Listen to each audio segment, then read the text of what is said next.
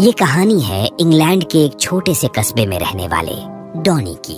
उसका सपना था कि एक दिन वो बहुत बड़ा स्टैंड अप कॉमेडियन बने। अपने सपने को साकार करने लंदन चला आया। उसे यकीन था कि 30 के उम्र तक पहुंचते पहुंचते करोड़पति बन जाएगा और बस लाइफ सेट हो जाएगी। पर जिंदगी उसे इस कदर रुलाएगी, कभी सपने में भी नहीं सोचा था। खैर, उसकी जो कुछ भी जर्नी रही हो, 29 के उम्र तक आते आते वो एक मामूली बारटेंडर की जॉब करने लगा। लंदन जैसे बड़े शहर में रेंट पर रहना उसके लिए संभव नहीं था, इसलिए वो अपनी एक्स गर्लफ्रेंड कीली की मॉम के साथ फ्री में रहता था। तो वही कीली अपनी जॉब को लेकर किसी दूसरे शहर रहती थी। एक दिन उसके पब में एक अधेड़ उम्र की औरत आई। बेचारी काफी परेशान लग रही थी। डॉनी ऑर्डर लेने गया तो पता चला कि उसके पास तो एक चाय के भी पैसे नहीं है। तरस खाकर वो अपनी तरफ से उसे एक चाय ऑफर किया। इसके बाद तो वो लंबी लंबी डींगे हाँकने लगी, जैसे कि वो एक लॉयर है। इस पेशे में उसने कई अवार्ड जीते हैं। डेविड कैमरन और निक क्लेग जैसे नामी गिरामी नेताओं के साथ उसके रोज का उठना बैठना है। पिमलिको में एक प्राइवेट गार्डन वाला फ्लैट है, एक बेक्सली हीथ में 2 बेल साइज पार्क में, वगैरह वगैरह। उसके जाने के बाद डॉनी यही सोचता रह गया कि अगर वो इतनी ही अमीर थी तो उसके पास एक कप चाय के भी पैसे क्यों नहीं थे। अगले दिन वो फिर आधम की। अब तो ये उसके रोज का काम हो गया था। मार्था, यही नाम था उस अनजान औरत का। अब हर रोज वो अलग तरह से सज धज के डॉनी के पास आती और कहती कि बहुत जल्दी में हूँ, मेरे पास टाइम नहीं है, फलाना फलाना जगह मीटिंग है। और फिर पूरा दिन डॉनी के साथ गप्पे लड़ाती। टाइम टू टाइम डॉनी की तारीफ भी करती रहती, जैसे कि वो बहुत हैंडसम है, उसे तो पब्लिक प्लेस में बैन कर देना चाहिए, वगैरह वगैरह। हर इंसान को दूसरों के जुबान से अपनी तारीफ सुनना अच्छा लगता है। डॉनी को भी लगता था। फिर पूरा दिन ऐसे ऐसे लोगों के बारे में बकवास करती रहती जिन्हें वो जानता तक नहीं था। डॉनी कभी कोई जोक मारता तो वो इतना ठाका मार मार के हंसती कि आसपास के लोग चकित रह जाते। कभी कभी तो वो एक दूसरे के साथ भाग चलने की बात करती। मेरे प्यारे रेंडियर, यही कहकर वो उसे पुकारती थी। किसी किसी दिन तो बिल्कुल सैड हो जाती, मानो उसके साथ कुछ बहुत बुरा हुआ हो। डॉनी को भी दिन प्रतिदिन उससे हमदर्दी होने लगा था। इस तरह उदास देख वो उसे हंसाने की कोशिश करता। अब तो उसके साथ काम करने वाले दोस्तों को भी लगने लगा था कि मार्था डॉनी की गर्लफ्रेंड है। बातों ही बातों में दोस्तों ने उनकी शादी की बात छेड़ दी। डॉनी बिल्कुल चुप हो गया, क्योंकि मार्था 42 साल की अधेड़ औरत थी और वो उसे उदास देखकर उसे खुश करने के लिए चुटकुले वगैरह सुना दिया करता था। वही मार्था डॉनी को लेकर कुछ और ही सपने संजोने लगी थी। उसने झट से कहा, अगर तुम मुझसे शादी कर लो तो मेरे प्रॉपर्टी के आधे हिस्सेदार बन जाओगे। हाल फिलहाल मैंने एक पेंट हाउस भी खरीदा है, अब बस उसमें कोई पर्दे टांगने वाला चाहिए। डॉनी मजाक मजाक में बोल उठा, मैं तुम्हारे पर्दे टांग दूंगा। ये बात उसने सबको हंसाने के लिए जोक के तौर पे बोला था, पर मार्था ने इसे सच मान लिया। इन दिनों मार्था को कहीं से डॉनी का ईमेल एड्रेस भी मिल गया था, जिस पर वो दिन रात मिलाकर लगभग सैकड़ों ईमेल्स कर दिया करती थी। अगले दिन वो पिकनिक पर जाने का प्रोग्राम बनाकर आई।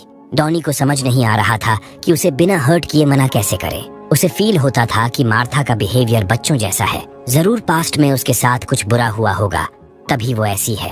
फिर ये कहते हुए मना कर दिया कि वो कपल्स नहीं है, सिर्फ अच्छे दोस्त है। पिकनिक पर तो नहीं, लेकिन दोस्ती के नाते कॉफी पीने चल सकते हैं। शिफ्ट खत्म होने के बाद डॉनी उसे एक कॉफी शॉप ले गया। मार्था आज बहुत खुश लग रही थी और डॉनी के किसी भी पंच लाइन पर ठहाके मार मार के हंस रही थी। इतने में ऑर्डर लेने वेटर आई। मार्था ने उससे सिर्फ एक ग्लास सादा पानी मांगा। डॉनी ने जब पूछा तो कहने लगी उसके पास इतना बजट नहीं है, पर बातें तो वो हमेशा करोड़ों की करती थी, मगर उसके पास एक कॉफी खरीदने के भी पैसे नहीं होते थे। बातों ही बातों में उसे एहसास हुआ कि आज डॉनी थोड़ा परेशान लग रहा है। इसके पीछे कौन है, किसने उसको परेशान किया, ये जानने के लिए उसने हंगामा खड़ा कर दिया। ऐसा लग रहा था मानो डॉनी को परेशान करने वाले को जान से मार डालेगी। किसी तरह समझा बुझा कर वो उसे घर भेजा। कौन थी ये औरत और उसके इस पागलपंती के पीछे कौन सा गहरा राज छिपा था, यही जानने के लिए डॉनी उसका पीछा करने लगा। पता चला कि वो एक कबाड़ खाने जैसे घर में अकेली रहती थी।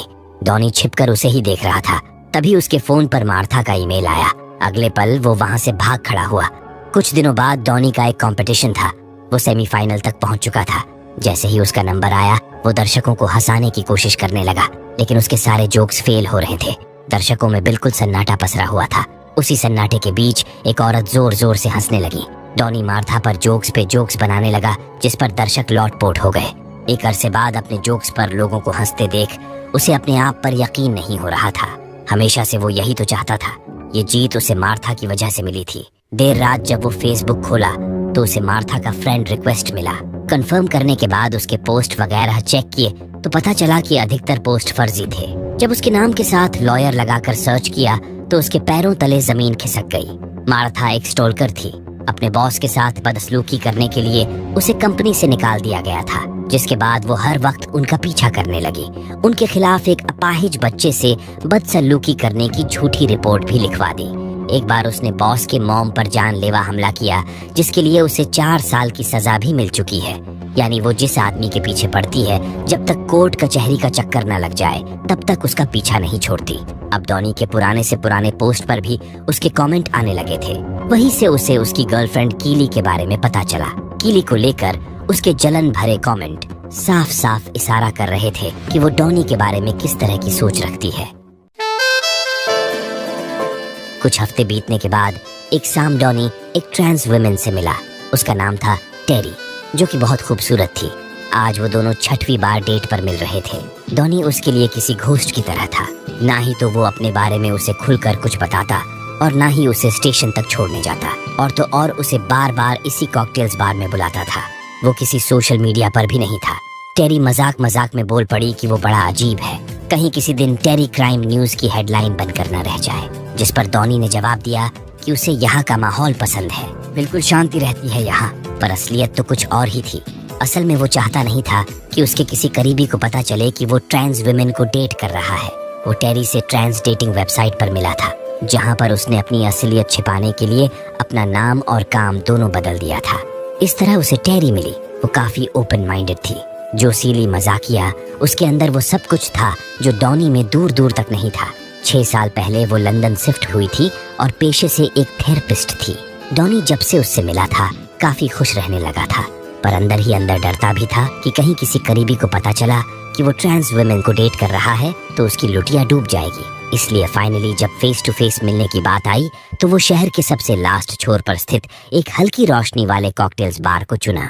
अगली सुबह मार्था उसको ढूंढते हुए आई। पिछले दिन डॉनी पब नहीं आया था तो मार्था को लग रहा था कि वो अपनी एक्स गर्लफ्रेंड कीली से मिलने गया होगा। ये बताकर वो कीली को ऐसी खतरनाक गालियां बकने लगी जिसे सुनकर 80 साल का नौजवान भी शर्मा जाए। क्या होगा जब उसे टेरी के बारे में पता चलेगा? यही सोच कर डॉनी के रातों की नींद उड़ चुकी थी, इससे पहले कि मार्था की वजह से टेरी से उसका रिलेशन खराब हो। अगले दिन मिलकर उसे सब कुछ विस्तार से बता दिया। अभी दिन के 12 भी नहीं बजे थे और उसके 100 से भी ज्यादा ईमेल्स आ चुके थे। ईमेल्स चेक करते करते टेरी पूछ पड़ी, वो तुम्हें डॉनी कहकर क्यों बुलाती है? मतलब आए थे मार्था की सच्चाई बताने और उनकी खुद की ही पोल खुलनी शुरू हो गई, क्योंकि डेटिंग साइट पर उसने टेरी को अपना नाम टोनी बताया था। एक झूठ को छिपाने के लिए उसे और झूठ बोलने पड़े। वो मुझे पतलू पहलवान, बिल्लू सांडा और बेबी रेंडियर जैसे कई नामों से बुलाती है। टेरी को उसकी बातों पर यकीन हो गया, क्योंकि बेबी रेंडियर नाम से भी अनगिनत ईमेल्स थे। यही वजह है कि टोनी उससे छिप छिप कर मिलता है। यहाँ टेरी ने उसे साफ लहजे में समझा दिया कि अब वो छिप छिप कर मिलने से पक चुकी है। या तो वो मार्था को समझा बुझाकर अपनी लाइफ से चलता करे, या फिर खुद टेरी उसे समझाने कैम्पडेन के उस द हार्ट नामी पब में आ जाएगी और उस दिन होगा महासंग्राम। उसे मार्था के ईमेल से द हार्ट नामी पब का पता चल चुका था। अगर टेरी को पता चला कि टोनी कंस्ट्रक्शन लाइन में नहीं बल्कि उसी द हार्ट नामी पब में बारटेंडर की जॉब करता है तो उसके सारे पोल खुल जाएंगे। यही सोच कर वो लाल पिला होने लगा था। उसने मार्था से पीछा छुड़ाने की लाख कोशिश की, मगर कोई तरकीब काम नहीं आई। हार पछताकर वो अपने साथ काम करने वाले दोस्तों को मार्था के ईमेल्स दिखाए ताकि वो मार्था को पब में आने से बैन कर सके। पर ईमेल्स खंगालते उसके दोस्तों ने मजाक में एक ईमेल सेंड कर दिया। चूंकि ये सब दोस्त है तो आप अंदाजा लगा ही सकते हैं कि दोस्तों ने उसके साथ किस तरह का घटिया मजाक किया होगा। न जाने मार्था इस ईमेल को देख क्या सोचेगी। इस डर में वो पूरी रात सो नहीं पाया और अगले दिन छुट्टी मारकर टेरी से मिलने भाग गया। आज वो काफी एनर्जेटिक लग रहा था। टेरी को ये वाला टोनी काफी पसंद आया। गे बार में आकर उसे ऐसा महसूस हो रहा था मानो किसी ने उसके पैरों में लगी सारी बेड़ियां खोल दी हो। किसी का डर, किसी बात का भय नहीं कि लोग क्या सोचेंगे, क्योंकि यहाँ सब अल्टर टाइप के ही लोग थे। बातों ही बातों में टेरी ने पूछ लिया, तुम्हारा असली नाम क्या है? टोनी चकित रह गया। कहीं न कहीं टेरी को पहले से ही अंदाजा था कि इस तरह के लोग अपनी असलियत छिपाते हैं। टोनी ने अपना असली नाम बताया और ये भी कि डेटिंग वेबसाइट पर अपना असली नाम वगैरह डालने से डर रहा था, शायद इसलिए उससे झूठ बोला। टेरी उसकी दुविधा बखूबी समझ रही थी, इसलिए उसे एक और मौका दिया, शायद इस बार वो इसे भुना ले। कुछ देर तक एक साथ टाइम बिताने के बाद फाइनली वो पल भी आया जब टेरी ने उसे आज रात अपने घर इनवाइट किया। ये ट्रेन पकड़कर अपनी प्रेम कहानी का पहला अध्याय लिखने चल दिए। बोगी खचाखच पैसेंजर्स से भरी हुई थी। टोनी ने नोटिस किया कि ट्रांस विमेन के साथ देख लोग उसे एक टक से घूरे जा रहे हैं। जब तक टोनी अपने जैसे लोगों के साथ था तब तक बब्बर शेर था, पर नॉर्मल लोगों के बीच आते ही भीगी बिल्ली बन गया। उसे अंदर से ऐसा महसूस हो रहा था मानो सब उसकी असलियत जान गए हो। वो इतना घबरा गया था कि अगला स्टेशन आते ही टेरी को अकेला छोड़कर भाग गया। एक आखिरी मौका मिला था, वो भी उसके हाथ से फिसल गया। घर पहुंचा तो रास्ते में मार्था खड़ी थी, वही ईमेल वाला मैटर। वैसे डॉनी के चाहे जिस तरह की भी शौक हो, उसके लिए मार्था वो सब करने को तैयार थी। डॉनी ने डरते डरते समझाया कि ऐसा कुछ भी नहीं है, उसके दोस्तों ने मजाक मजाक में ये सब किया। फिर क्या था, मार्था ने उसके साथ बदसलूकी करना शुरू कर दिया। इसके बाद डॉनी उससे पीछा छुड़ाने के लिए पब से कुछ महीने की छुट्टी ले लिया। हफ्तों कमरे में यूं ही पड़े पड़े पंखे को घूरता रहा। फिर एक रोज हिम्मत जुटाकर टेरी के घर जा पहुंचा। मैम दरवाजा खोलो, डिलीवरी है। तो मैम ने दरवाजा खोल दिया। सामने डॉनी को देख टेरी गालियां बकते हुए अंदर चली गई। टोनी इसका मतलब नहीं समझ पाया कि वो उसे अंदर बुला रही है या फिर भगा रही है, पर दरवाजा खुला छोड़ गई तो शायद इसका मतलब हाँ ही होगा। उस दिन के बेइज्जती के बाद टेरी उसकी शक्ल भी नहीं देखना चाहती थी, फिर भी उसे अपनी बात रखने के लिए 5 मिनट दिए। इन 5 मिनट में उसने अपना नाम, पता, काम वगैरह सब कुछ उसे सच सच बता दिया। पर पब में पार्ट टाइम जॉब करके उनके भविष्य का तो कुछ नहीं होने वाला था। लाइफ में क्या गोल है, क्या बनना चाहते हो, अगले 10 साल में अपने आप को कहाँ पर देखते हो? ऐसा लग रहा था मानो टेरी उससे किसी गवर्नमेंट जॉब की इंटरव्यू ले रही हो। तो वो भी बोल पड़ा कि शर्मा जी के लड़के की तरह उसे भी कॉमेडियन बनना है। टेरी को उस पर पहले से ही डाउट था, लेकिन अब यकीन हो गया कि वो पूरा झंडू है और धक्का मार के घर से बाहर निकाल दी। उस दिन उसे समझ आया कि किसी के साथ लॉयल रहना कितना इम्पोर्टेंट है। उसने बिना सोचे समझे कि उसके बारे में लोग क्या सोचेंगे डेटिंग साइट पर नाम, काम वगैरह सब कुछ चेंज कर दिया। मार्था को डॉनी से मिले अब 10 दिन से भी ऊपर हो चुके थे। जैसे ही लगा कि वो उसकी लाइफ से चली गई, अगले पल वो उसके घर तक आ पहुंची थी। उसे यहाँ देख डॉनी की हालत खराब थी, क्योंकि जब कीली की मॉम ने उसे यहाँ फ्री में रहने के लिए कमरा दिया था तो इस शर्त पर ही दिया था कि वो अपने बाहर के झमेले घर तक नहीं लाएगा। अगर अभी कुछ एक्शन नहीं लिया तो रोड पर सोना पड़ेगा। इसी डर में वो पुलिस को बुलाने की जैसे ही धमकी दिया, मार्था चुपचाप वहाँ से निकल गई। अगले दिन से उसके ईमेल्स भी आने बंद हो गए। उसने पीछा भी करना छोड़ दिया। क्या मार्था से पीछा छुड़ाने के लिए सिर्फ एक पुलिस की धमकी ही काफी था? यही सोचते हुए डॉनी घर को जा रहा था कि तभी उसके घर के सामने वाले बस स्टॉप पर मार्था दिखी। अब वो उसके ताक में वहीं घंटों तक बैठी रहती, कीली के मॉम को देख छिप जाती। जब डॉनी वहाँ से गुजरता तो रंग बिरंगे कमेंट करती।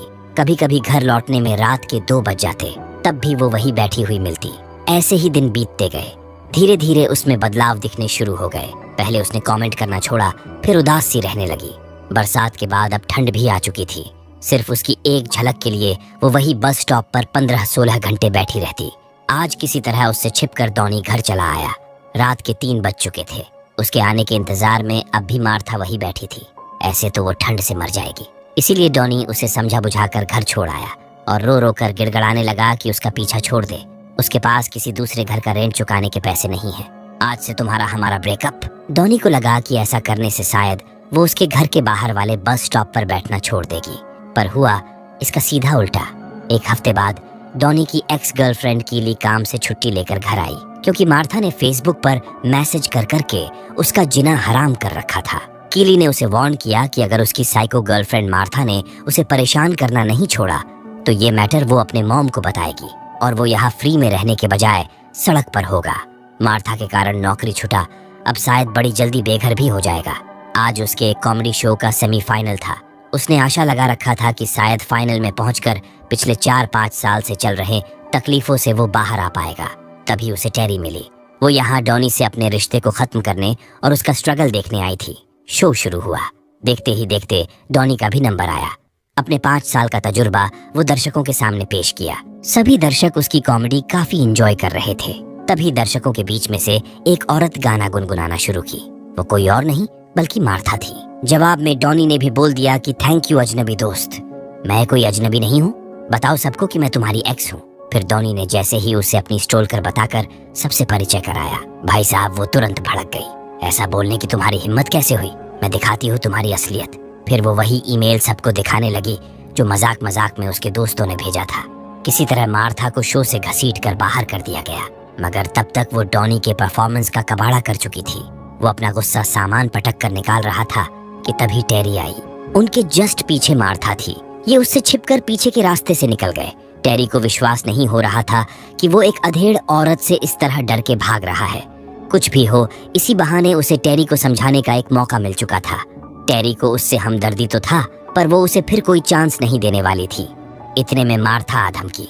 टॉनी को किसी दूसरी लड़की के साथ देख उसका पारा हाई था। वो टेरी को ऐसी ऐसी वाहियात गालियां बकने लगी कि उसका भी मूड खराब हो गया। उसने भी बोल दिया कि मैं यहाँ डॉनी के साथ डेट पर आई हूँ और तुम फौरन यहाँ से दफा हो जाओ। अगले पल मार्था हाथापाई पर उतर आई। किसी तरह उसे टेरी के ऊपर से अलग किया गया, जिसके बाद डॉनी ने उसे अच्छी तरह समझा दिया कि वो एक पागल औरत है। ना ही तो वो कभी उससे प्यार करता था और ना ही कभी करेगा। मार्था उदास होकर चली गई। इधर टेरी का भी बुरा हाल हो चुका था। आखिर क्या होगा, इस कहानी का अंजाम जानने के लिए देखते रहिए।